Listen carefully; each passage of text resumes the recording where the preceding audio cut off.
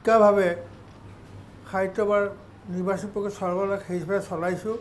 মোৰ লগত দুজন ল অফিচাৰ দিছে, দুজন প্ৰফেচাৰ দিছে। আমি গোটেই শাখাবিলাক চেক কৰি বৰা ডাঙৰীয়া আপোনাক পৰৱৰ্তী সময়ৰ কথা কোৱা নাই, আপোনাক যি প্ৰক্ৰিয়াত আপোনাক যি ধৰণে যিটো নিয়মত আচলতে নিৰ্বাচনী বিষয়াগৰাকীক মনোনীত কৰিব লাগিছিল সেই প্ৰক্ৰিয়াত মনোনীত কৰা নাই বুলি ভৱানী প্ৰসাদ অধিকাৰীয়ে অভিযোগ আনিছে। এইটো কথা হৈছে তেওঁ ভৱানী প্ৰসাদ অধিকাৰীয়ে মোক কৈছিলে আপুনি নহ'ব। মই বোলো মই অসমৰ ৰাজহুৱা স্বাৰ্থত আজি সাহিত্যসভাৰ এনেকুৱা ডাঙৰ অনুষ্ঠান তাত মোক নিৰ্বাচনী বিষয়া দিলে মই নহওঁ বুলি কোৱা কোনো যুক্তি নাই। আৰু তেখেতক কি স্বাৰ্থত মোক হোৱাটো আপত্তি কৰিছিলে ক'ব নোৱাৰোঁ। তেখেতক মই কৈছিলোঁ, মোক যেতিয়া সাহিত্যসভাৰ সভাপতি সম্পাদকসকল দিছে তেওঁ আপত্তি কৰাৰ কাৰণে এক্সিকিউটিভ কমিটিত এই বস্তুটো আকৌ পাৰ্মিশ্যন লৈছে আৰু গোটেই সাহিত্য সদনত সকলোৱে হাত চুই যে মোক সমৰ্থন দিছে। গতিকে এনেকুৱা এটা দায়িত্ব মই লোৱা হয় আৰু যি প্ৰক্ৰিয়া নীতি নিয়মেৰে চলিব লাগে মই সেইমতে চলিছোঁ। ইয়াত কোনো ২ নম্বৰ ধান্দা নাই আৰু নিকা হিচাপে চলিছোঁ। আৰু মই যিটো গম পাইছোঁ ইয়াৰ আগত যিমানবোৰ হৈছে তাতকৈ ইমান নিকা হিচাপে কোনো সাহিত্যসভাৰ ইলেকশ্যন হোৱা নাই। ৰাধাবৰা ডাঙৰীয়া আমাৰ লগত যিহেতু অধিকাৰী উপস্থিত অধিকাৰী আপুনি এই প্ৰসংগত আপুনি কিয় তেখেতক উঠিবলৈ মানা কৰিছে? মই তেখেতে আধাৰ পৰা ক'লে, মই আৰম্ভণিৰ পৰা কওঁ যে তেখেতক যেতিয়া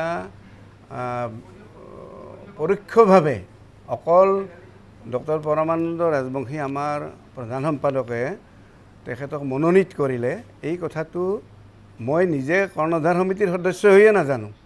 সেইকাৰণে মই প্ৰশ্ন কৰিছিলোঁ যে আমাৰ প্ৰথম কাৰ্যনিৰ্বাহক ডিব্ৰুগড়ত হৈছিল, সেই ডিব্ৰুগড় কাৰ্যনিৰ্বাহকতেই তেখেতক নিৰ্বাচনী বিষয়া নিযুক্তি দিব লাগিছিল।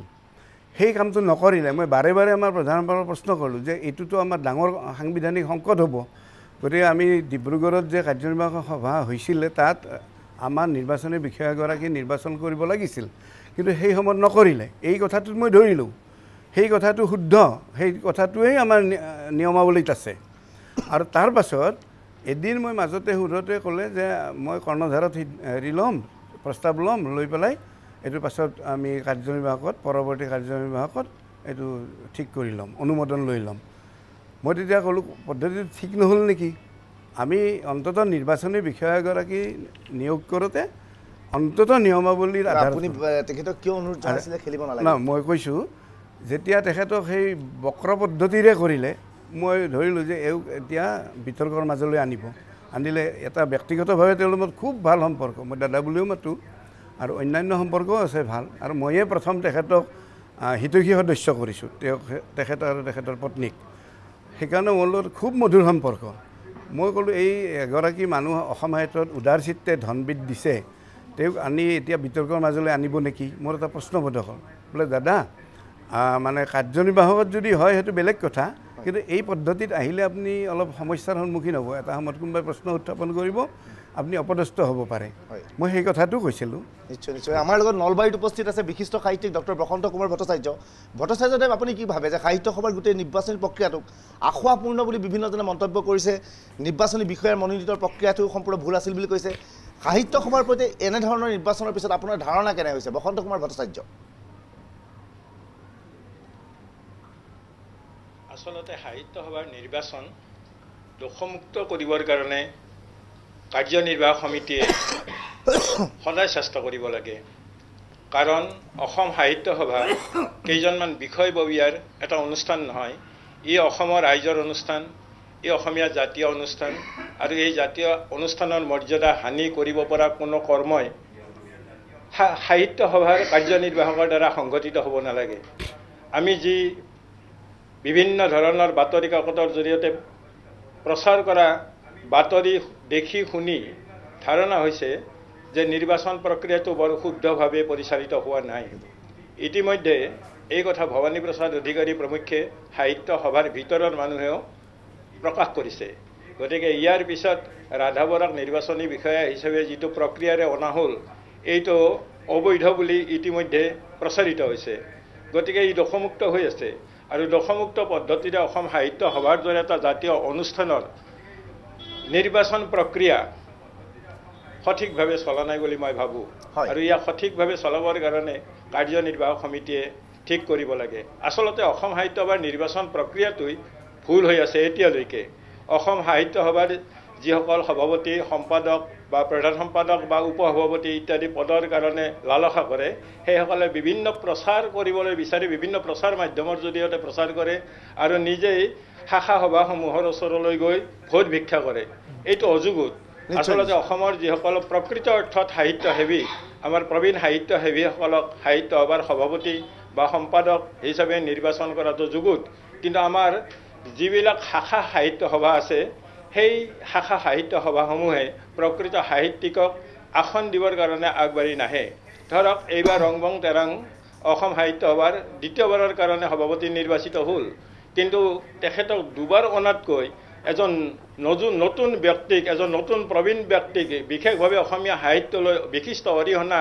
থকা ব্যক্তিক যদি আমি অসম সাহিত্য সভাৰ মৰ্যাদাপূৰ্ণ আসনখনত বহুৱালোহেঁতেন তেতিয়া অসম সাহিত্য সভাই এটা নতুন মাত্ৰা লাভ কৰিলেহেঁতেন এই ক্ষেত্ৰত শাখা সভাসমূহেও অনুগ্ৰহ কৰি আপুনি লাইনত থাকক আপোনাৰ সৈতে পুনৰ পাতিম কিন্তু আমাৰ লগত যিহেতু গহন চন্দ্ৰ মহন্ত উপস্থিত আছে তেজপুৰৰ পৰা দৰং মহাবিদ্যালয়ৰ অধ্যাপক গহন চন্দ্ৰ মহন্ত ডাঙৰীয়া আপুনি কি ভাবে যে সাহিত্য সভাত যি ধৰণৰ ৰাজনীতি হৈছে এনে ৰাজনীতিৰ ফলত প্ৰকৃত সাহিত্যিকসকল এতিয়া সভাপতি হোৱাটো অতিকৈ তেওঁলোকৰ কাৰণে কষ্টকৰ হৈ পৰিব তাৰ পৰিৱৰ্তে হয়তো কালি পৰহি বিধানসভাৰ নিৰ্বাচনৰ দৰে সাহিত্য সভাতো এনেধৰণৰ ঘটনা সংঘটিত হ'ব নেকি কোনো ৰাজনীতিবিদৰ আগমন ঘটিব সেই ৰাজনীতিবিদজন সাহিত্য সভাৰ সভাপতি হৈ উঠিব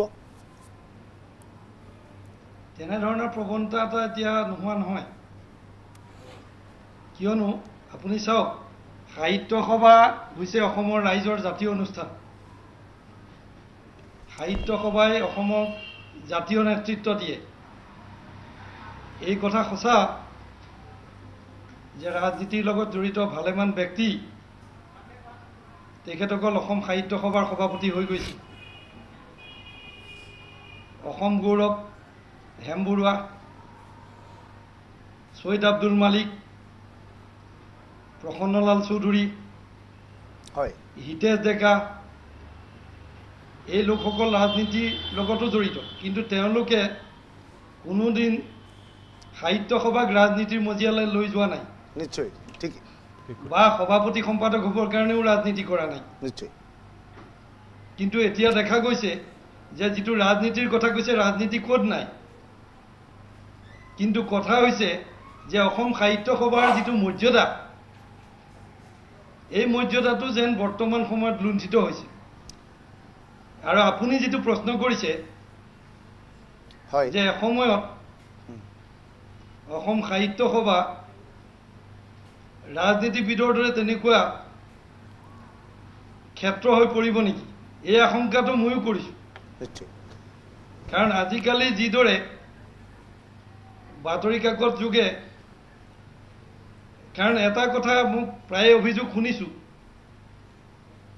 কৈছে ভালেমান লোকে যে পৰমানন্দ ৰাজবংশীয়ে ৰাজনৈতিক নেতাৰ দৰে ভালেমান আঁচনি ঘোষণা কৰিছে ইয়াৰ পূৰ্বে কিন্তু মহেশ্বৰ নেওগেই হওক নগেন শইকীয়াই হওক 7 বাৰকে প্ৰধান সম্পাদক আছিল